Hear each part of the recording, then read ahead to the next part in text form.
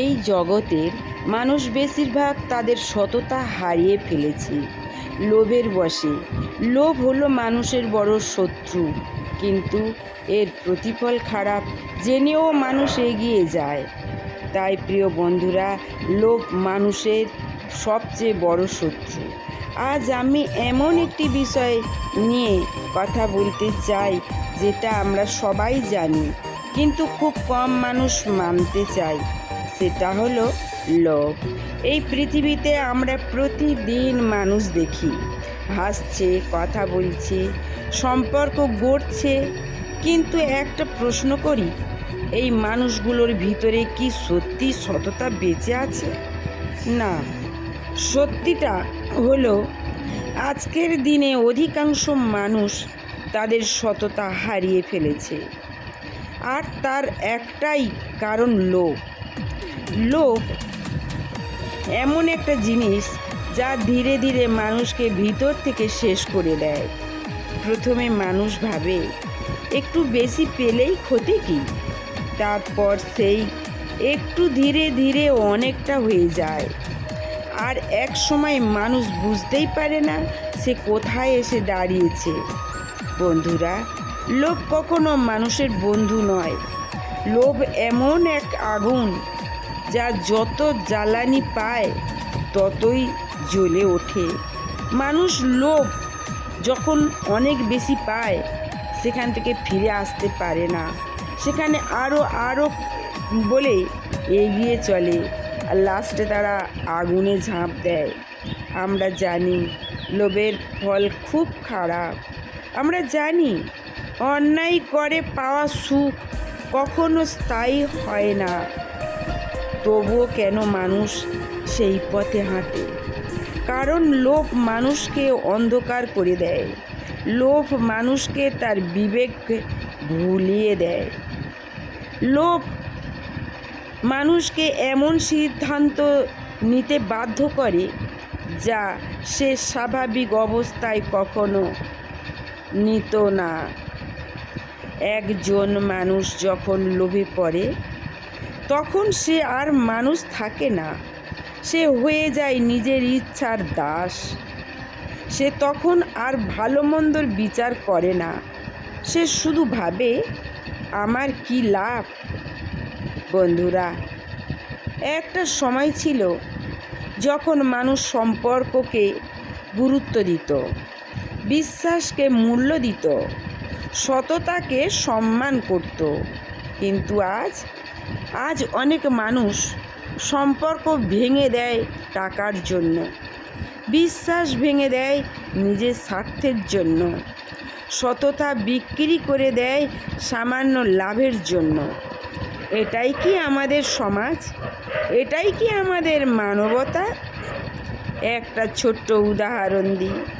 ধরো, একজন মানুষ সৎ পথে চলছিল। সে হয়তো খুব ধনী ছিল না, কিন্তু তার মনে শান্তি ছিল, তার ঘুম ছিল নিশ্চিন্ত। কিন্তু একদিন সে লোভে পড়ল। সে ভাবল আরও একটু টাকা হলে ভালো হতো। তারপর শুরু হলো শর্টকাটের পথ, মিথ্যা, প্রতারণা, অন্যায়। হয়তো সে টাকা পেল, কিন্তু সে হারিয়ে ফেলল তার শান্তি, সে হারিয়ে ফেলল তার সম্মান। সবচেয়ে বড় কথা, সে হারিয়ে ফেলল নিজেকে। বন্ধুরা, লোভ কখনো কাউকে বড় করে না, লোভ মানুষকে ছোট করে দেয়। আমরা অনেক সময় দেখি কেউ বড় বাড়ি বানিয়েছে, দামি গাড়ি কিনেছে, কিন্তু আমরা কি জানি সে কতটা অসৎ পথে এগিয়েছে? আমরা কি জানি তার রাতের ঘুম কতটা অস্থির? সত্যি বলতে, সফলতা মানে শুধু টাকা নয়, সফলতা মানে শান্তি, সম্মান এবং নিজের কাছে সৎ থাকা। লোভ মানুষকে এমন এক দৌড়ে নিয়ে যায় যেখানে কোনো শেষ নেই। সে যত পায় ততই আরও চায়, আর এই চাওয়াই শেষ নেই। বন্ধুরা, আজ যদি আমরা নিজেদের দিকে তাকাই, আমরা কি সত্যি লোভ থেকে মুক্ত? না, আমরা অনেকেই কোনো না কোনোভাবে লোভের শিকার। কেউ টাকার লোভে, কেউ ক্ষমতার লোভে, কেউ ভালোবাসার লোভে, কেউ সম্মানের লোভে। কিন্তু একটা কথা মনে রাখো, যা অন্যায়ভাবে পাওয়া যায় তা কখনো আশীর্বাদ হয় না, তা হয় অভিশাপ। লোভের পথ খুব সহজ মনে হয়, কিন্তু তার পরিণতি খুব কঠিন।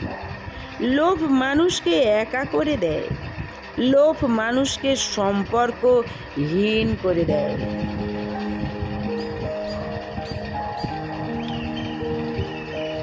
লোভ মানুষকে এমন জায়গায় নিয়ে যায় যেখানে ফিরে আসা খুব কঠিন। বন্ধুরা, আমাদের জীবন খুব ছোট। এই ছোট্ট জীবনে আমরা যদি শুধু লোভের পিছনে দৌড়াই, তাহলে আমরা আসল জিনিস সেগুলো হারিয়ে ফেলব। ভালোবাসা, বিশ্বাস, সততা, এইগুলোই মানুষের আসল সম্পদ। আজ যদি তুমি সৎ থাকো, তুমি হয়তো ধনী নাও হতে পারো, কিন্তু তুমি শান্তিতে ঘুমাতে পারবে। আজ যদি তুমি লোককে না বলো, তাহলে তুমি নিজের আত্মাকে বাঁচাতে পারবে।